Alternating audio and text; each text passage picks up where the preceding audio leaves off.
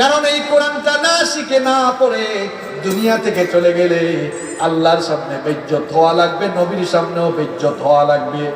ভালো করে শুনেন, সবাই বলেন তো দেখি, সবাই আমরা নবীজির সুপারিশ চাই কি চাই না?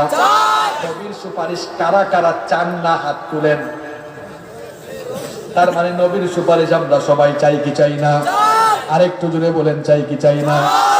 তার মানে নবীর সুপারিশ আমরা চাই, কিন্তু আমরা অনেকে এখনো কোরআনটা শিখি নাই।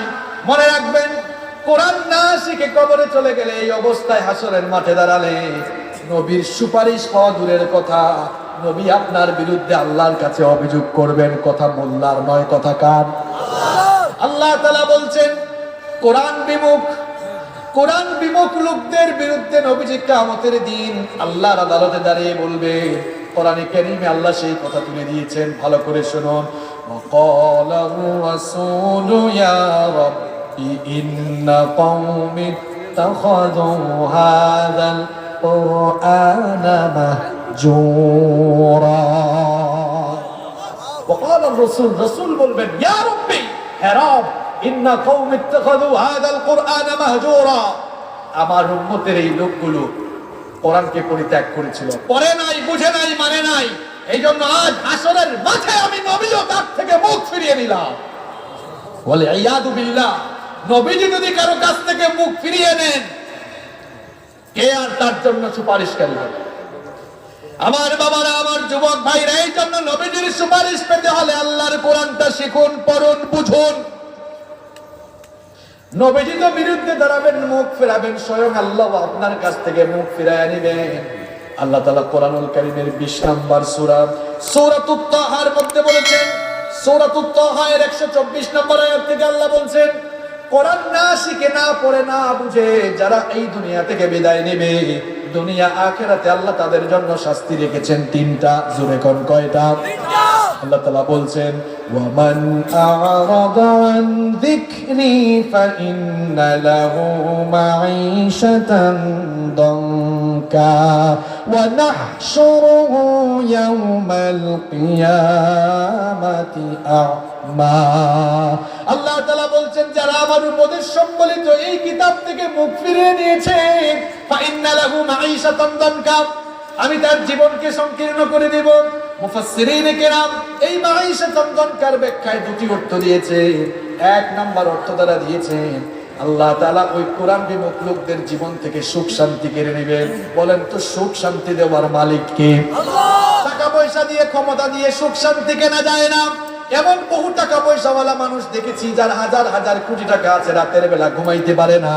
কিন্তু রিকশাওয়ালা 300-400 টাকা সারাদিন রিকশা চালায়, ইনকাম করে। দেখা যায় এশার নামাজের পরে আলু ভর্তার ডাল ভাত খেয়ে আরামে ঘুমায়। ওর ঘুম আছে, আর কোটিপতির ঘুম নাই। ঘুম, সুখ, শান্তি এগুলো টাকা দিয়ে কেনা যায় না, এগুলো দেওয়ার মালিক কে? আল্লাহ। দেখবেন যারা কোরআন শিখে নাই, চেহারা না দুষ, কিন্তু ভেতরে ভেতরে অশান্তিতে ডুকরে ডুকরে মরছে। কারণ তার জীবনে কি নাই? আরো জোরে বলেন, কি নাই?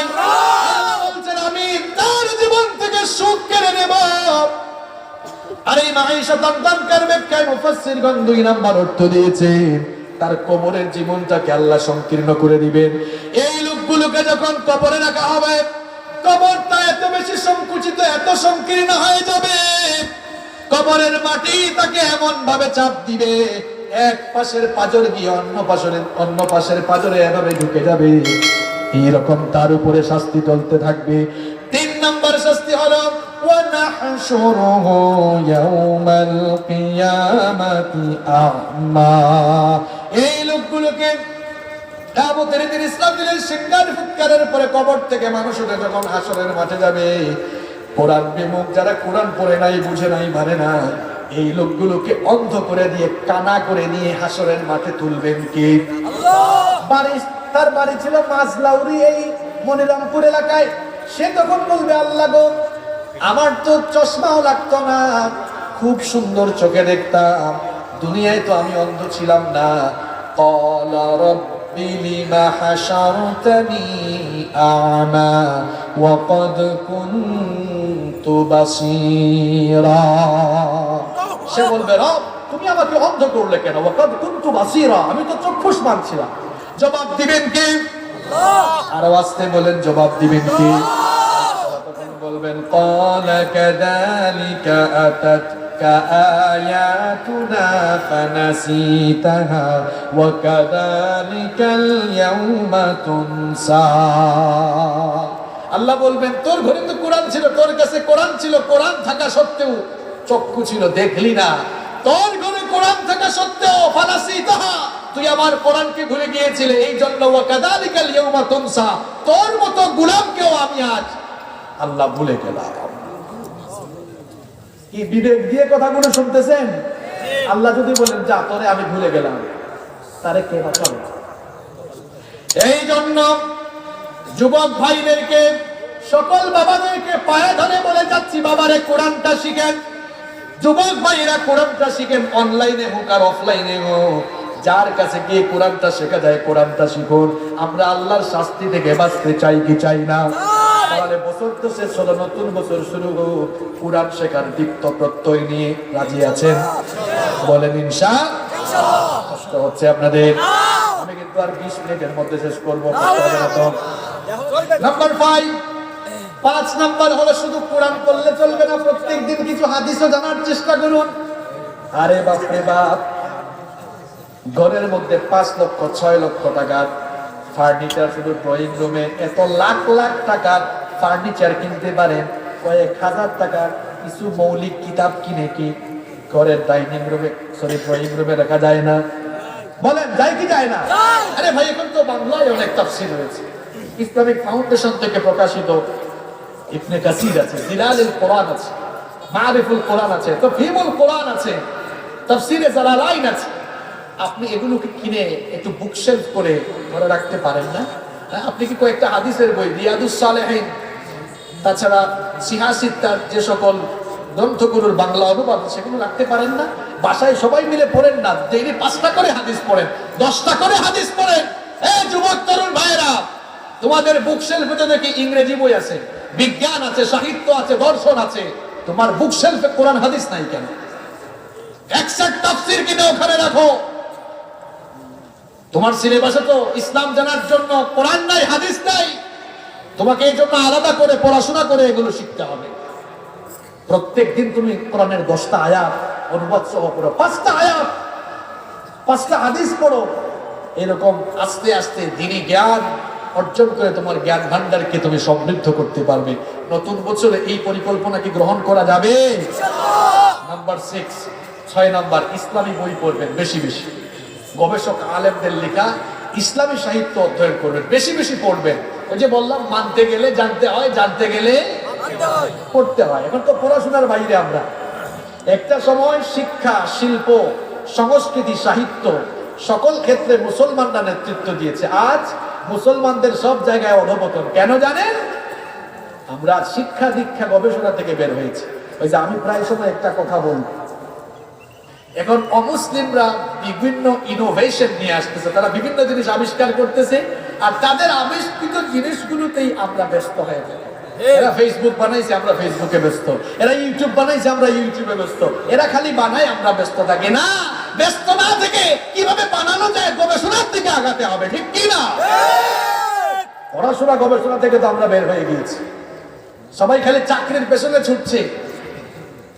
আর আমরাও আমাদের ছেলে মেয়েকে খালি বলতেছি চাকর হ, চাকর হ, চাকরি কর।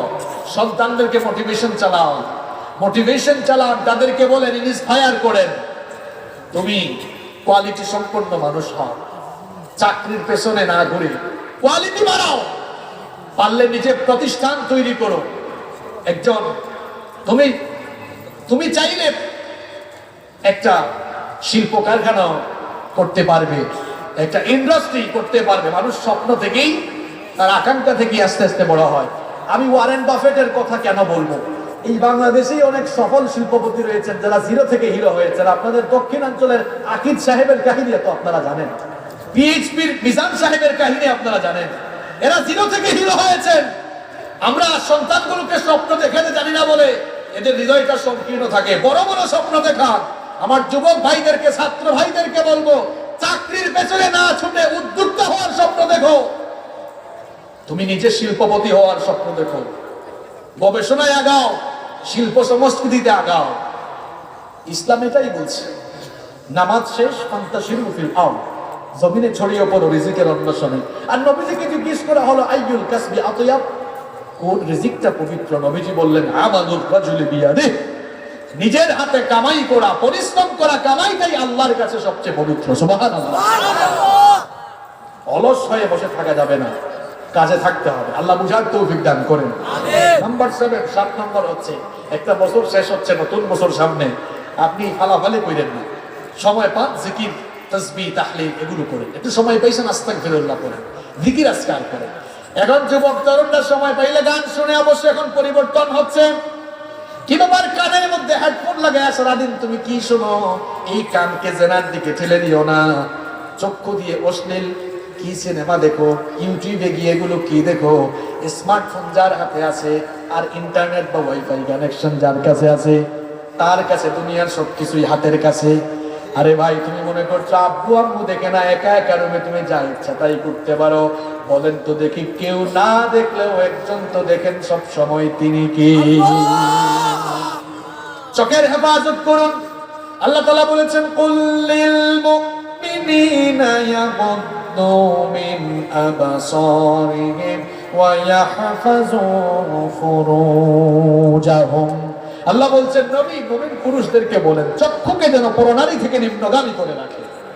যুবক ভাইরা, আর সবাইকে উদ্দেশ্য করে বলি, চোখ কার দেওয়া নিয়ামত? আর একটু জোরে বলেন না, ক্লান্ত হয়ে গেছেন? এই চক্ষু কার দেওয়া নিয়ামত? সুবহানাল্লাহ, কত বড় নিয়ামত! এই চক্ষুকে নিয়ে গবেষণা করে, এই যে ক্যামেরাগুলো দেখছেন, ক্যামেরা আবিষ্কার হয়ে গেছে। এই ক্যামেরাতে ক্যামেরাম্যান ভাইরা লেন্স আছে না? মানুষের চোখেও লেন্স আছে। এই লেন্স না থাকলে আপনি দেখতে পারতেন না। আর আল্লাহ তাআলা সৃষ্টি নৈপুণ্য আপনি দেখেন। আল্লাহ বলেছেন লাকাদ খালাকনাল ইনসানা ফি আহসানি তাকওয়িম, সবচেয়ে সুন্দর করে আল্লাহ মানুষকে বানিয়েছেন। সুবহানাল্লাহ। কত সুন্দর করে আল্লাহ মানুষ বানালেন। গরু আছে তো আপনাদের এলাকায়? গরুর চক্ষু কপালের নিচে না মাথার দুই দিকে? দেখছেন কারবার? আল্লাহ যদি আমাদের চক্ষুগুলাকে মাথার দুই দিকে দিতেন, এখানে একটা এখানে আরেকটা, দেখতে সুন্দর লাগতো না বিশ্রী লাগতো? আল্লাহ বলছেন যে ফি আহসানি তাকওয়িম, সবচেয়ে সুন্দর আকৃতি দিয়েছেন, দুই দিকে দিলেন। দুই দিকে আল্লাহ দিলেন না হেড। এই যে যারা ফুটবল খেলে এরা হেডও দিতে পারতো, চক্ষুগুলো শেষ হয়ে গেল। আল্লাহ কপালের নিচে দিলেন, আবার প্রোটেকশনের ব্যবস্থা করেছেন। কি সুন্দর করে দেখেন, হোঁচট খেয়ে পড়লে চোখে যেন আঘাত না লাগে, একটা হাড্ডি চোখের উপরে আসে না নাই? আবার দেখতে যেন শিলামুরগি না লাগে, চোখের উপরে আল্লাহ খুব সুন্দর একটা ব্রু দিয়েছেন। কারো কারো ব্রু দেখবেন পাকা তরবারির মতো। সুবহানাল্লাহ। আবার কিছু কিছু মহিলারা একেবারে সাজতে আছে না নাই? এই রূপ মনিরাম করে নাই, রূপ লাগ করে। মা বোনরা কি আজকে মাহফিলে আছে? কিও আপনি রূপ লাগ করেন কেন? এটাকে হারাম করেছেন কে? আল্লাহ। মনে রাখবেন, হারামে কোনো আরাম নাই। হারামে কোনো আরাম। আল্লাহর আদেশ যেখানে অমান্য করবেন কপালে ঠাডা পড়বে। এখানে কপালে ঠাডা না, চোখের উপর ঠাডা পড়বে। বর্তমান চিকিৎসা বিজ্ঞান বলছে পৃথিবীতে সেই সকল নারীরাই আই ক্যান্সারে আক্রান্ত হচ্ছেন যারা বেশি বেশি ব্রু প্লাগ করতেছেন। গজবের জন্য অপেক্ষা করে না। আচ্ছা, বলছিলাম এই চোখের নিয়ামতের কথা। দেখেন, আমরা যে পরিবেশে বাস করি, এখানে জীবাণু কম না বেশি? আসতে বলবেন না, কম না বেশি? এই জীবাণুগুলো প্রতি মুহূর্তে চোখের ভেতরে ঢুকছে। যদি এগুলো রিফ্রেশের ব্যবস্থা আল্লাহ না রাখতেন, আপনি 1 ন্যানোসেকেন্ডে কানা হয়ে যেতেন। চোখের ভেতরে তরল এক প্রকার পানি রয়েছে, যত জীবাণু ঢুকুক না কেন, আপনি চোখের পলক ফেলা মাত্র ওই তরল পানিগুলো সব ধুয়ে মুছে সাফ করে আপনার চক্ষুকে হেফাজত রেখে দেয়। যুবক ভাইরা কিছুদিন পর পর দেখবেন ফোন আসে মার্কেটে, আপনারা গিয়ে বলেন এটার ক্যামেরা মেগাপিক্সেল কত। এখন খালি যে ক্যামেরার মেগাপিক্সেল যত বেশি আমরা মনে করি ওই ক্যামেরার ফটোও সুন্দর তত বেশি। আমি যতটুকু জানি 120 মেগাপিক্সেলের উপরে মনে হয় এখনো ক্যামেরা নাই। আছে ক্যামেরাম্যান ভাইরা আছে নাকি? 120-এর উপরে আমার জানা মতে নাই। আপনি না চাইতেই দেখার জন্য আজকে চিকিৎসা বিজ্ঞান বলছে মানুষের চোখে আল্লাহ তাআলা 576 মেগাপিক্সেল দান করেছে।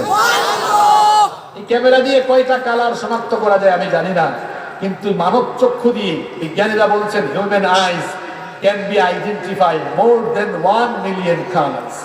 মানুষ তার এই একটা চক্ষু দিয়ে কয়েক শত কয়েক হাজার না, 1 মিলিয়ন, 10 লক্ষ কালার শনাক্ত করতে সক্ষম হয়। এই চোখ এর হেফাজত করে ভাই, এই চোখের হেফাজত করেন। এদিক সেদিক তাকাইয়েন না, ইউটিউব আর ফেসবুকে ঢুকে যা মন চায় তা দেখিয়েন না। দেখতে যদি মন চায় কোরআনের তেলাওয়াত দেখেন, কোরআনের তেলাওয়াত কান দিয়ে শুনেন, ভালো জিনিস দেখেন, ভালো জিনিস শুনেন। কারণ এই কান, চক্ষু, অঙ্গ প্রত্যঙ্গ গুলো কিয়ামতের দিন সাক্ষ্য দিবে। এগুলোর জবান খুলে দিবেন কিয়ামতের দিনকে। নিজেকে নিয়ন্ত্রিত করতে হবে, পারবো তো আমরা সবাই? নাম্বার 8, 8 নাম্বার, নতুন বছরকে সামনে রেখে প্রতিজ্ঞা গ্রহণ করুন, আমরা অন্যায় অপকর্ম থেকে নিজেদেরকে হেফাজত করবো। পারবেন তো ইনশাআল্লাহ? সকল ভালো কাজ করবো, অন্যায় থেকে নিজেদেরকে মুক্ত রাখবো, আল্লাহর বিধান লঙ্ঘন করবো না।